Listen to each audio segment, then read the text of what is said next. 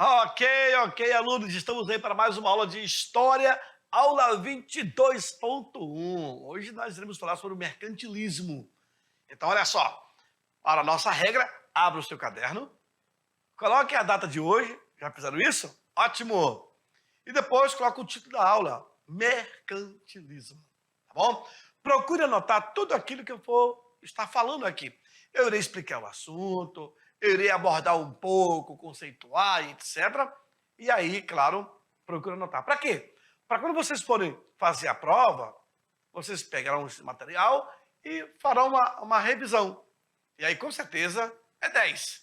Lembrando que, logo, logo, em breve, vocês terão aula de História de Rondônia ou História Regional. Eu chamo de História Regional porque abrange um pouco da Amazônia, certinho? Mas, professor, no primeiro ano? Pois é. O novo ensino médio, ele traz essa mudança. Antigamente, até o ano passado, a aula de História Regional era no terceiro ano. Porque tinha o entendimento que o aluno entrava no ensino médio, ele fazia o primeiro ano, o segundo ano, e o terceiro ano ele fazia História e também História Regional. Por quê? Ele já saía preparado para fazer um eventual concurso. Mas com a mudança, não sei quem fez isso, trouxe para o primeiro ano a História Regional. E aí, quando vocês chegarem no terceiro ano, já esqueceram tudo. Vão ter que fazer cursinho preparatório para poder relembrar todas as informações. Tá bom? Mas vocês terão tempo para isso, então aproveitem bastante sobre a história regional. Tá certo? Joga no quadro. A nossa aula de hoje é falar sobre o mercantilismo. Veja aí, um sistema que vai ser criado durante o século XV, XVI, XVII, e assim por diante, né? Vai haver, então, o controle estatal da economia, o controle do Estado, né, da economia. Vamos estudar sobre a balança comercial favorável e também falar sobre o monopólio, que vai ser implantado durante esse período do mercantilismo. Por que não falar também sobre o protecionismo e também o metalismo? O protecionismo, proteção, e o metalismo voltado para o ouro e para a prata, que vai ser uma das principais matérias-primas que a Europa vai tanto desejar.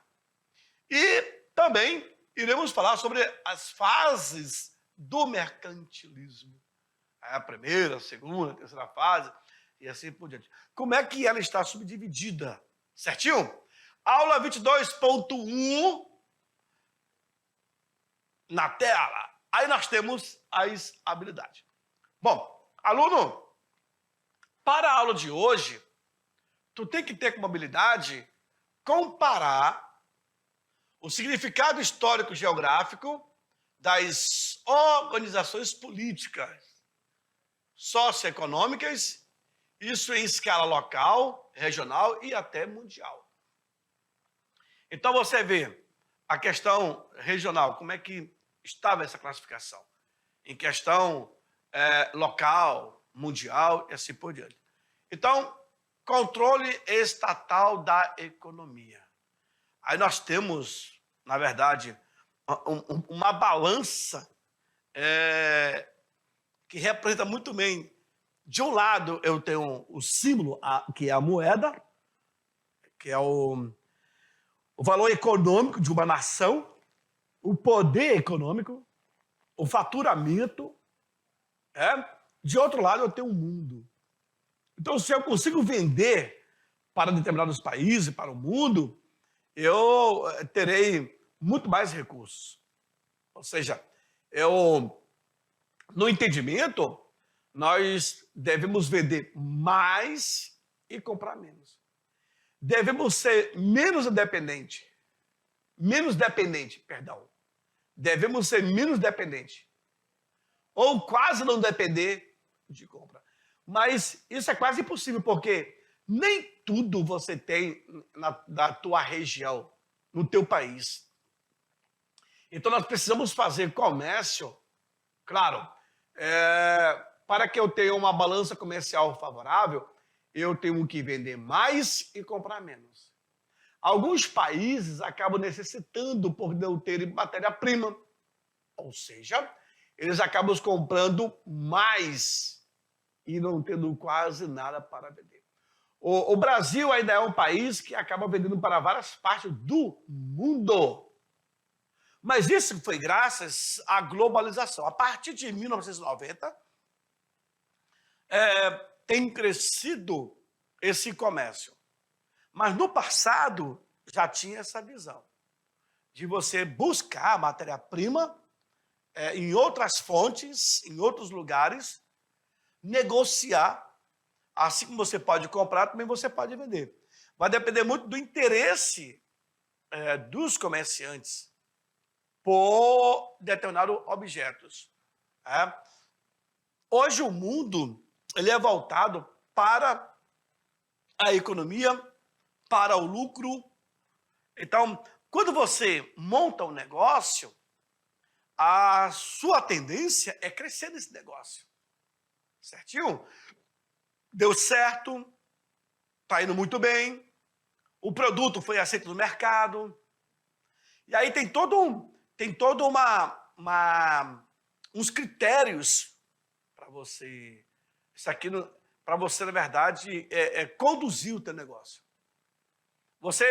Algumas pessoas acabam tendo suas experiências mediante a prática, né? Vem para mim. Pode me colocar aqui no quadro? Isso. Vamos lá. Isso. Muitas pessoas acabam tendo aqui uma prática que ela vai se aprimorando com o tempo. Na verdade, assim, quando você não tem essas habilidades, você acaba adquirindo. Você se torna um pequeno empreendedor. Com o avançar das coisas, a melhoria, você vai crescendo, aumentando o teu empreendimento. Aí, quando você é ousado, você amplia, já contrata pessoas para poder também dirigir com você. Os lucros começam a entrar e pensa que não, de empreendedor, você passa a ser um pequeno, um médio ou um grande empresário. Isso vai depender muito desse acerto. De repente o cara começa aí, vamos colocar... Nós temos na história muita gente que acabou se desenvolvendo. Por exemplo, aquele cara que fez o feltro, né? Aquela coisa que tem um macho tem a fêmea. Nossa, o cotonete, por exemplo, a cabeça do fósforo, o pregador, tudo isso são engenharias que o cara explodiu. Mas tem que ter o conhecimento, tem que investir, tem que acreditar. Isso é questão local, que passa a ser regional, passa a ser nacional e passa a ser mundial. De repente o cara compra um sítio, ele faz lá um tanque, começa a criar peixe, e aí os peixes vão se desenvolvendo, ele começa a vender, ele tem mercado para essa venda, e aí ele monta um outro tanque, que monta outro tanque, que monta outro tanque, assim vai indo. Aí pega um empréstimo, pega um financiamento, vai aumentando, mas sempre com a visão de melhorar. E aí, claro, que o cara vai tirar o resultado depois de 6 meses, 1 ano, 2 anos. Isso vai depender muito do foco dele. A economia mundial, ela nasce do pequeno empreendedor, que se estende até o grande empresário. Mas tudo teve um processo. E a ousadia. Se não for assim, a somatória de todas as vendas, isso em uma nação, acaba refletindo no PIB interno bruto de uma nação, o ganho. Porque tudo isso é um conjunto, né, de venda e também de compra. Tá bom? A nossa aula de hoje é voltada para o mercantilismo, mas também vai ter muita economia aqui. Economia, sim. Não de poupar, mas também de investir. Tá? Joga no quadro. Vamos lá. Na sequência, vejam vocês. Como foi que se deu a origem do mercantilismo? A sua origem ela remonta da Baixa Idade Média, que é um período marcado pela formação das monarquias nacionais. No entanto, vai ser na Idade Moderna que ela atingiu seu desenvolvimento, se tornando uma política econômica nacional. Quando começa a perceber que está dando certo essa venda, esses lucros, aí o cara vai investir mais ainda. O sistema econômico do absolutismo era o mercantilismo. De mercadoria, de mercado, de navegações, de buscar outros territórios para poder comprar e vender. Claro, marcado pela interferência do Estado na economia. O Estado sempre acompanhava ali. O Estado interferia de forma direta ou indireta. Predominava a ideia de que o acúmulo de riqueza iria acabar proporcionando um desenvolvimento maior para o país, assim como prestígios e reconhecimento internacional. Então, se esse país, essa nação, acaba tendo bastante matéria-prima e vendendo para outros países, nossa, no final, a economia vai dar um salto bem significativo. Os reis, por exemplo, com o apoio da burguesia mercantil, foram assumindo o controle da economia nacional, visando fortalecer ainda mais o poder central e obter os recursos necessários para expandir o comércio. Gente, é preciso que alguém tenha visão de mercado. Se você começa um negócio hoje, a empreender um negócio hoje, você vai ter que acreditar. Mas tudo é um conjunto. Por exemplo, eu vou comprar um carrinho de cachorro-quente. E eu vou vender cachorro-quente. Aonde eu vou vender? Eu tenho que ter pontos estratégicos. Como será esse meu cachorro-quente? Eu tenho... A boa visão para o meu cliente é fundamental. Eu tenho que manter a higiene, principalmente. E aí o paladar, nossa, o marketing é muito bom. Ajuda muito. Então, é um conjunto de elementos que, na somatória, dá um resultado satisfatório. É assim que funciona. Dessa forma, então, o controle do Estado sobre a economia tornou-se a base mercantilista. Eu preciso que alguém acredite no meu potencial. Vejam, o rei aqui, os reis, com o apoio da burguesia, com o interesse da burguesia, lembrando que a burguesia aqui é o terceiro estado, tá? Não é a nobreza, não. Porque eu tenho um rei, eu tenho um clero e eu tenho aqui a nobreza. A burguesia que vai investir. A burguesia são os burgos, são os comerciantes que vão buscar apoio aos reis para colocar em prática o mercantilismo. E isso vai ser bom porque cresce a economia, gera impostos e o Estado ganha. Mas quem dá a cara a tapa é a burguesia. Veja aí. Na balança comercial favorável e também monopólio. Quando se fala uma balança comercial favorável, é quando eu consigo vender mais e eu compro menos. E, ao mesmo tempo, eu tenho um monopólio de determinado produto. Isso aqui só eu que vendo. Isso aqui só eu que tenho para poder vender. Entendeu? Vejam. Dizemos que a balança comercial de um determinado país está favorável quando este exporta, vende para outros países. Ele vende mais do que importa, ou seja, compra de outros países. A balança comercial favorável é quando você vende mais e compra menos. Não tem dúvida, aluno. Eu preciso vender mais e eu preciso comprar menos. Agora, se eu compro mais e vendo menos, é uma balança desfavorável.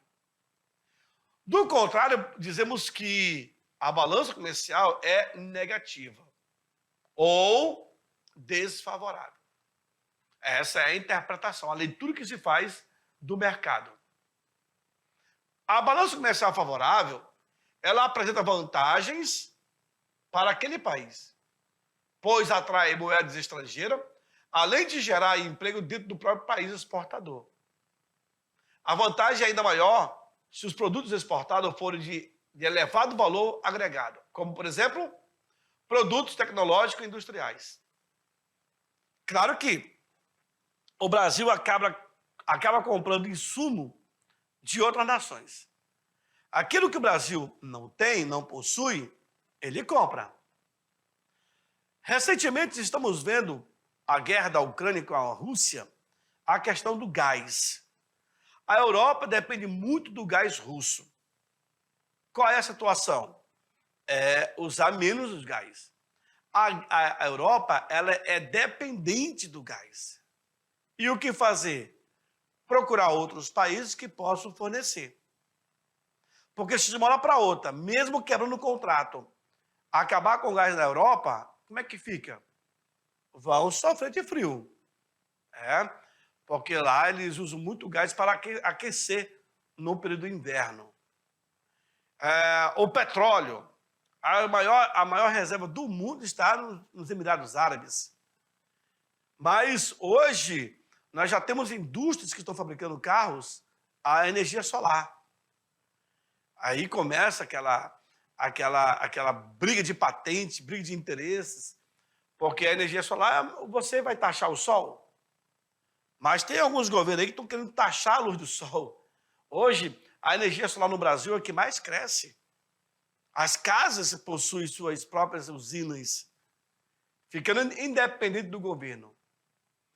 Quando você vende um produto para a Europa ou para outro país, você tem que caprichar nesse produto. Então, vejamos só. Se eu tenho, geralmente o produto importado, o que chega, e o exportado, o que vai, meio de exportação. Eu tenho acompanhado, por exemplo, os legumes, as frutas. As frutas que vão para a Europa têm que ser padronizadas. A manga, por exemplo. A manga que vai para o mercado exterior, ela tem que ir com uma única coloração. Não tem que ter nenhuma mancha. Tem que ter um padrão, um tamanho, uma textura. Aí tem a embalagem e você vende. Ah, eu posso vender manga madurinha? Não. Amarela? Não. Existe a regra. Senão, não ganha mercado. Aí então não vender. O problema é seu. Você vendendo para fora, você vende um preço maior, é pago em dólar, que é muito maior do que a moeda brasileira. E tem lá os seus requisitos. Eu vou vender um produto para fora, eu tenho que obedecer os critérios daquele país. Eu vou vender a carne suína, por exemplo, para a Europa, para a Ásia. Eu vou vender um peixe, eu tenho que ter esse controle. Então, geralmente o peixe vai só o filé. Em determinada situação, pede só o filé da carne, só a parte disso, só aquilo. Então tem todos os critérios para poder se tornar um produto exportado. Quando você compra, o governo desse país também adota critérios para poder vender um produto de primeira qualidade. Não é qualquer produto. Tá certo? Geralmente quando tem aí, suspeito da vaca louca, suspende a exportação. Por quê? Até se resolver se de fato está com problema ou não. Então, todo cuidado, a Organização Mundial do Comércio, a OMC, ela se preocupa com esses critérios. Então, é aquela coisa, eu tenho um mercado para poder vender, eu tenho que manter por quantos anos? Por 5 anos, beleza. Por 10 anos, ok. 100 anos, vamos lá. Eu não tenho que parar. Tá certo? Então, assim, você vai crescendo. E novos produtos irão chegar no mercado e a tua visão de empresário cresce. E o lucro também cresce. Tá bom? Segue no quadro, vamos lá. Na sequência, é importante notar que a balança comercial, ela não considera o volume de produtos que entra ou que sai de um país, mas o dinheiro que resulta na transação. Veja, eu tenho o exemplo A, o B e o C. Produto importado, eu comprei mais e vendi menos. Importação e exportação está igual. Eu vendi 50% e comprei 50%. Agora, sim, o exportado, eu consegui vender mais e comprar menos. O certo é esse daqui, ó. Por exemplo, a Argentina atualmente está numa recessão enorme. Alguns países que não souberam controlar sua economia por outros interesses, acaba tendo como sofrimento aí a economia, que é um marco de um governo. Hoje o Brasil está tendo uma deflação. Está indo muito bem. O desemprego diminuiu e etc. Tudo isso interfere na nossa economia. Professor, e o que vem a ser o monopólio? Pois é, os governos interessados numa rápida acumulação de capital estabeleceram um monopólio sobre as atividades mercantilistas ou mercantis ou manufatureiras, tanto na metrópole como também nas colônias. O monopólio é, eu só posso vender para você e você só pode vender para mim. O monopólio de produto, por exemplo, o Brasil, que era colônia de Portugal, Portugal tinha o monopólio do Brasil. O açúcar brasileiro só podia ser vendido para os portugueses. E os portugueses acabavam vendendo esse açúcar na Europa. Tinha isso também, né? Olha lá. Donos do monopólio. Quem vai ser? O Estado concedia à burguesia, através da companhia de comércio, o direito de explorar o comércio de pessoas escravizadas, a venda de produtos agrícolas e tantos outros que estavam ali inseridos. O monopólio era isso. O Estado deu a ele o direito de explorar. Ponto. Seja qual for o produto. Então, os donos acabam se tornando as únicas pessoas que poderão fornecer aquele produto. A burguesia, por exemplo, favorecida pela concessão exclusiva, a burguesia vai ter esse monopólio, vai ter o direito de explorar, comprar pelo preço mais baixo dos colonos que produziam e vendia pelo preço mais alto tudo que os colonos necessitavam. Então, no Brasil, por exemplo, você comprava um preço baixo e vendia para o Brasil um preço alto. Ah, mas não pode. Claro que pode. O produto é deles. Todo e qualquer produto que você compra hoje, na atualidade, aluno, tem os impostos, tem um ganho. Por exemplo, vamos calcular aí uma coisa simples. Uma bola. Você vai comprar uma bola, digamos que a bola é R$100. Mas se você for calcular, isso você vai comprar na loja, certo? Se você for comprar uma bola na loja, ela sai por R$100. Mas espera aí, a fábrica que fez a bola, ela repassou a quanto para o comerciante? Ela passou a 30. Pô, e por que o cara está ganhando 60%, 70% em cima? Bom, o comerciante, ele vai alegar. Eu tenho um funcionário para poder pagar. Eu tenho os impostos para poder pagar. Eu tenho energia, eu tenho água, não sei o que. Tudo isso é a alegação dele. Então, basicamente, o cara comerciante, ele compra por 30%, né, e ganha em cima 70%. Um produto sai a 100%. Por quê? Nesse 70%, eu tenho o capital de giro. Se ele comprou a bola por 30 e vendeu por 100, ele está ganhando o capital de giro e o lucro dele. Alguns comerciantes, por exemplo, a bola ele comprou por 30 e ele vai vender por 60. Ele vai ganhar o dobro. Dos 30 que ele ganha aqui, ele tira parte para o imposto, para o funcionário e parte do lucro dele. Então, R$ 10 para cada.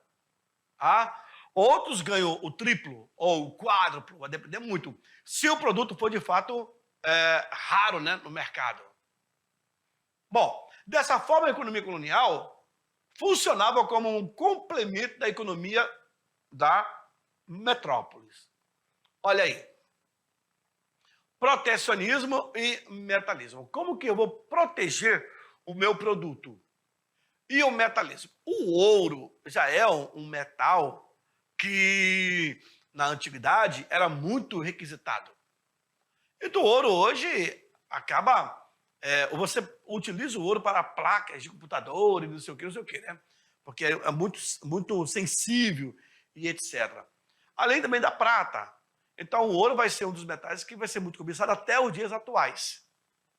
Como é que funciona esse protecionismo? Proteger o mercado interno de um país, através do aumento das tarifas alfandegárias, que elevavam os preços dos produtos importados. Os governos garantiam o mercado interno para os produtos nacionais. Pois bem, o protecionismo é quando você cria impostos baixos para o produto nacional e impostos altos para o produto internacional, exportado. Por exemplo, eu quero comprar uma Ferrari. Muito bem, tem dinheiro? Tenho. Só que para trazer uma Ferrari para o Brasil, tu vai trazer da Europa, ela não fabrica no Brasil, tu tem que entrar na fila de espera da Ferrari, da Lamborghini. Se não me engano, são 6 Ferrari, 7 por ano que são vendidos. São muito poucas. Muito poucas. E você tem que entrar na fila. Mas eu tenho dinheiro. Não importa. Tem outras pessoas que pediram e estão aguardando. Não existe essa de fazer 10, 15, 30 mil. Não. É feito lentamente. Lentamente mesmo. Para você trazer o carro para o Brasil, o governo vai cobrar o imposto X. Nossa, mas é muito caro. Pois é. Vamos colocar aí uma Ferrari de 3 milhões. O imposto do Detran é 5%. Ou seja, 5 vezes 3, 15. Então, 150 mil de IPVA tu vai pagar. Caraca, professor, é muito. Pois é. Quem tem dinheiro não reclama. E um detalhe, você vai pagar para quase não usar. Só para dizer que tem uma Ferrari. A mesma coisa, eu vou comprar um helicóptero. 4, 5 milhões, eu tenho um imposto. Eu tenho um heliporto. Onde que eu vou guardar esse heliporto? Eu tenho o galpão onde eu vou guardar. Então, tudo isso gera imposto. Mas, pois é, quem tem não se preocupa com isso. Paga, mas paga sem ser usado. Quando você está usando e tirando para poder pagar, beleza, tranquilo. E quando não? E tem pessoas que têm coleções de carros. 15, 10, 20 carros. Aqueles galpões enormes. Eles pagam os impostos. Se for carro importado, pior ainda. Então o governo, ele acaba favorecendo o produto que é fabricado no mercado interno. Claro, ele não vai proibir, mas ele vai dificultar o produto importado. Ou seja, pagando alto imposto. O protecionismo também ocorria através da proibição de se exportar matéria-prima, que favorecesse o crescimento industrial do país concorrente. Se eu tenho um país que concorre comigo na produção de grãos, eu posso até vender para eles, mas vai ser muito alto. De repente eles superam. Olha o que aconteceu com a nossa borracha. A borracha amazônica, criada, produzida nas nossas florestas, pensar que não, vai para a Malásia e eles se tornam maiores produtores. O Brasil perde com isso. Muitos produtos brasileiros da nossa floresta acabaram sendo roubados, traficados e foram sendo criados em outras regiões. O Brasil vai perder esse monopólio, infelizmente. A questão da nossa cassiterita, do nosso ouro, está havendo muito tráfico de ouro hoje, né? A pessoa acaba comprando ouro e transformando em joia e com isso ganha outra dimensão para tudo se livrar dos impostos, para não pagar o governo. Tá? O metalismo, os mercantilistas defendiam a ideia de que a riqueza de um país era medida pela quantidade de ouro e de prata que a região possuísse.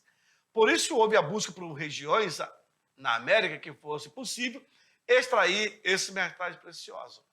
Desde a época dos incas, né, que já tinha esse metal pelo corpo, lá os egípcios também, então acabou atraindo a ambição de quem de fato buscava esse metal tão cobiçado, certinho?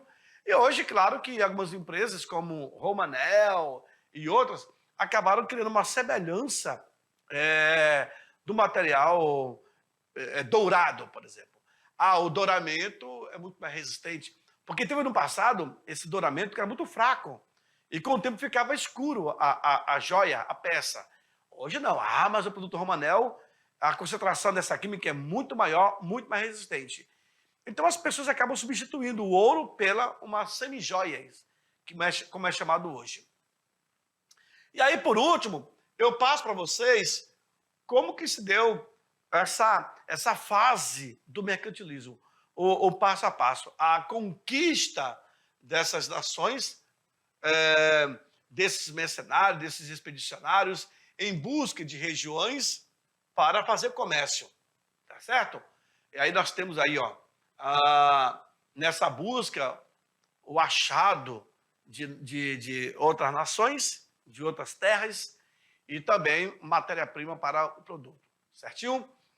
Durante 3 séculos da nossa história moderna, o mercantilismo experimentou algumas fases destas práticas. Tudo começou no século XVI, sendo conhecido como a fase do mercantilismo metalista, muito explorado pela Espanha. Até hoje você tem aí caçadores de recompensa, expedições que encontram navios que foram naufragados, que foram roubados por piratas do mar e tinha aí toneladas de ouro.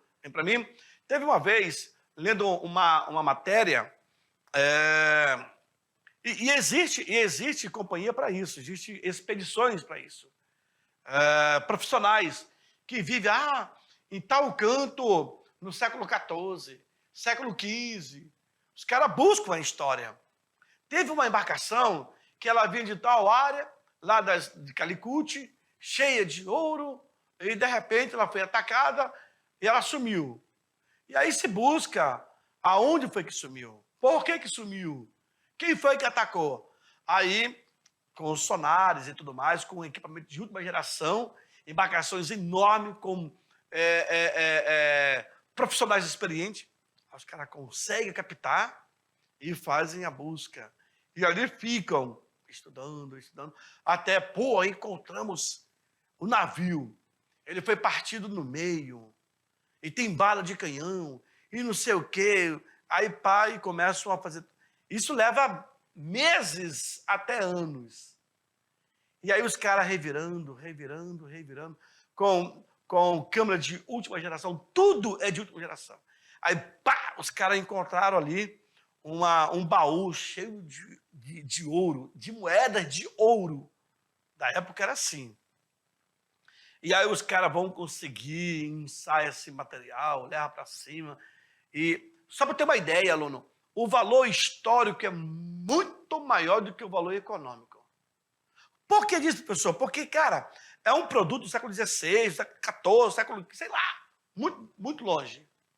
Teve um fato desse que aconteceu, que uns expedicionários conseguiram encontrar, e aí o governo inglês paga a eles tudo que foi gasto pela expedição, e hoje esse material está exposto no museu lá em Londres. Mas é fantástico. Então, as moedas que eram cunhadas na época, o seu valor histórico é extraordinário. Segue no quadro, vamos lá. Na sequência, eu tenho, todavia, os espanhóis se desenvolveram e enriqueceram com a exploração do ouro e da prata, que eram extraídos de suas colônias no continente americano. Não só os espanhóis, mas também os portugueses, né? Entretanto, não desenvolveram a indústria e a agricultura. E, infelizmente, acabaram importando o produto com o lucro da exploração de metais, gerando aí um déficit de sua economia. Por isso que os portugueses e espanhóis se aventuraram em alto mar para conquistar novas colônias e tirar dessas colônias a matéria-prima. Já no século XVI, Portugal foi o país que mais desenvolveu a fase do mercantilismo comercial. Desenvolveu, colocou em prática. A descoberta do caminho para as Índias e a prática da compra e revenda de mercadorias para o Oriente colocou o país como um dos praticantes desta fase do mercantilismo. E Portugal é um ovo, né? Portugal não conseguiu se desenvolver também. Todavia, os portugueses também foram responsáveis pelo desenvolvimento do mercantilismo de plantagem, que consistiu basicamente na produção de açúcar para o mercado internacional. Expliquei agora há pouco. Isso que gerou em suas colônias de exploração americana, aqui na América, Novo Mundo. Então, os portugueses conquistavam essas terras e ali colocavam a monocultura, que era a plantação da cana-de-açúcar. Posteriormente, no século XVII, foi a vez da França, a nação que mais desenvolveu o mercantilismo industrial. Eu tive o mercantilismo comercial e agora industrial. Essa prática consistia no desenvolvimento de manufaturas de luxo, criada para atender o mercado e a nobreza espanhola. Então vocês verão, percebam que tanto a Portugal, a Espanha e a França, elas vão se desenvolvendo nesse mercantilismo. Um voltado para o comercial, outro voltado para o industrial e assim por diante. Os franceses também tentaram expandir a companhia de comércio, bem como a construção naval. Todavia, essa prática também ficou conhecida como colbertismo, que é um incentivo ao desenvolvimento manufatureiro para atrair moeda estrangeira. Trazer esse capital para dentro do país. A expansão europeia conduzida por nações espanhola e portuguesa trouxe descoberta de novas terras na América, como o Brasil. Nesse sentido, Portugal estabeleceu o Pacto Colonial em terras brasileiras.